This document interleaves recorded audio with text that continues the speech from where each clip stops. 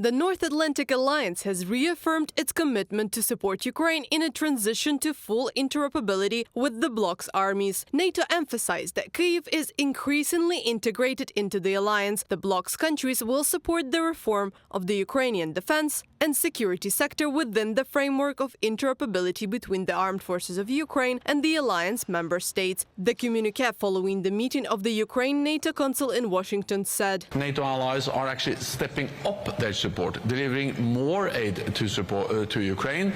And today we agree a package with the NATO command for Ukraine, with a long-term financial pledge for Ukraine, with more immediate support with the new Patriots and ammunition to Ukraine, and with the bilateral security agreements on top of everything we do to enhance our interoperability with Ukraine. Ukraine has achieved success at the operational and tactical level of compatibility with NATO, analysts have said. Ukrainian servicemen are being trained according to alliance's standards in the bloc's member states. Kyiv and Brussels exchange intelligence information, and the Ukrainian armed forces combat experience is very valuable for NATO armies.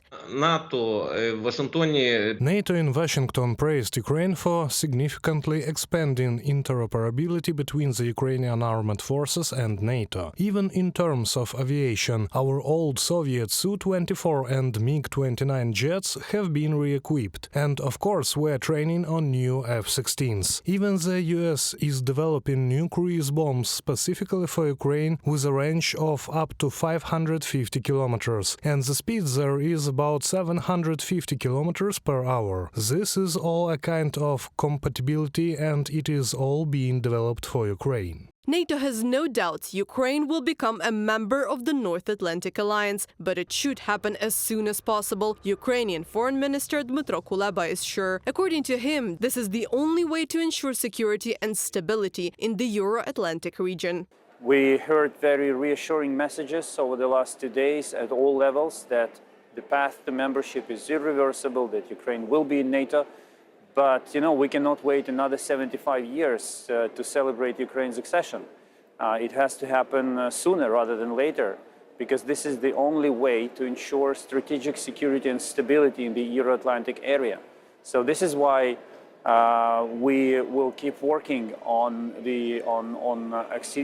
ensuring speedy accession of Ukraine to NATO.